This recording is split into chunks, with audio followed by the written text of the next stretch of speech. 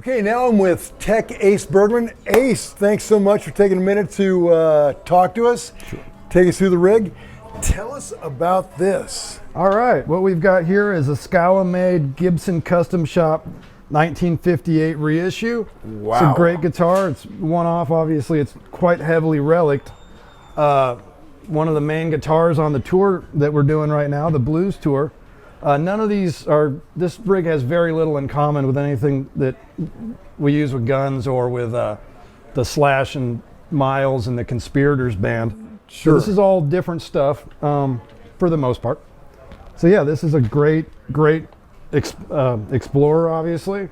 Very heavily relicked. It feels and plays just like the real thing, the 58s. So wow, it's a real special guitar. He loves it a lot, and beautiful. It's a real winner. It's a real winner. I wish I could let you play it, but then I'd have to kill you. And he's changing guitars almost every song through the quite a bit, yeah. And then there's also some pedal steel on this tour too. Really? Yeah, he's picked that up as a new avenue of musical expression. Oh, how cool! Yeah. Okay, well, this is a strong start. Let's see what's great guitar. Let's see what's next. All right. So these guitars in the vault, there's one and a backup of everything except for this Explorer. That's the only Explorer we have. So here we have a pair of Firebirds. These are really cool. Beautiful guitar. There's a red one here. This is the red one, and then we have a green one also. So yeah, this has got the mini humbuckers, and then it's got that vibrato on it. Pretty straightforward as far as, it's got the mandolin tuners. Another great guitar. He uses this on a few songs. Yeah, great Firebird. What strings is he running? I guess these all get the Ernie Ball, his signature set. This is the 48, so that's the low E. So yeah, it's 11 to 48. Standard tuning?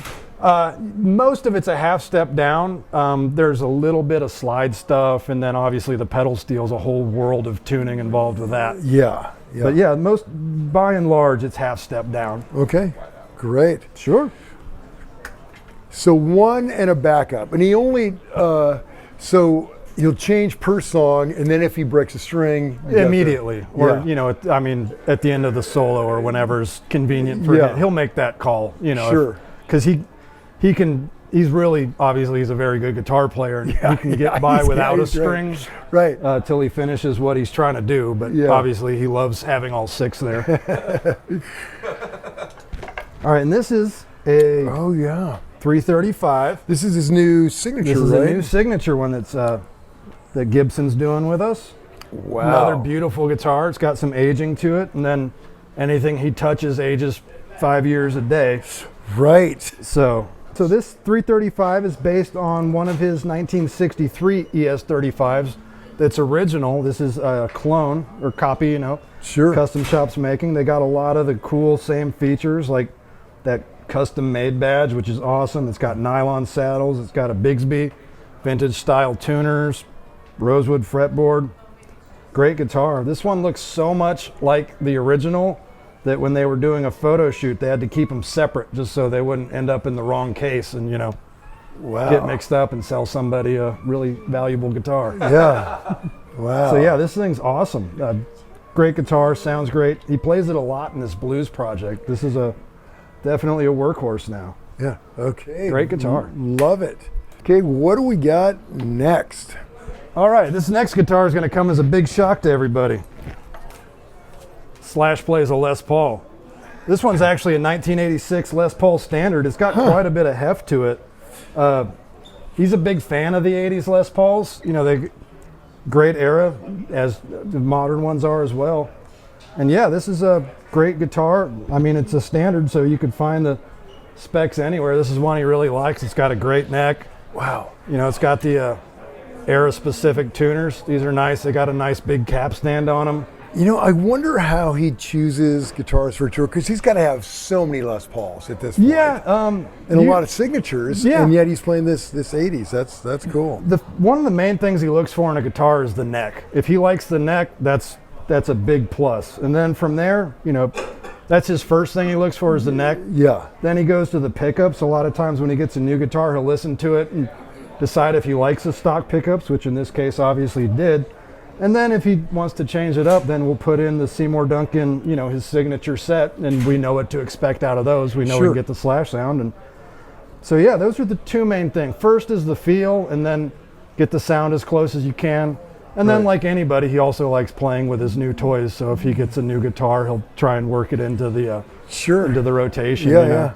Keep something fresh. He loves shopping and getting new guitars and stuff. So yeah, who doesn't? Yeah, obviously. Okay, very cool. And then we have a backup 59 reissue to that. And then last of all here in the vault, we have something pretty rare, or rarer. We have a pair of these Travis Beans. Wow. So these are a bit harder to come by.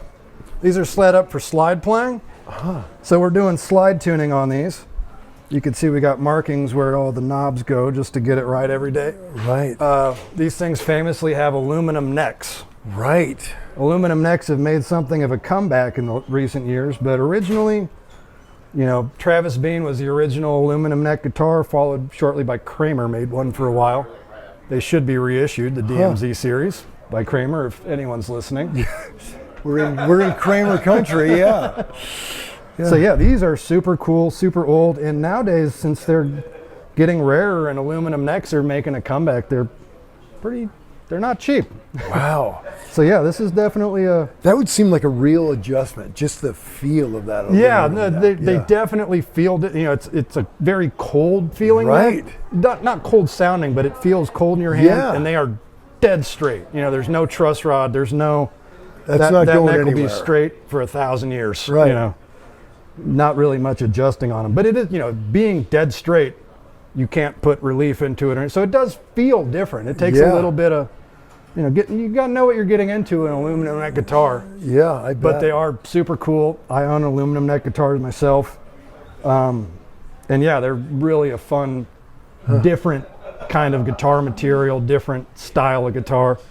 I don't know if I'd want only aluminum neck guitars, but having one in your arsenal is a pretty nice addition, and something fun, something different, you know. Right, yeah, that's cool. And then the Travis Beans have the connecting T right there in the headstock. That's pretty cool too.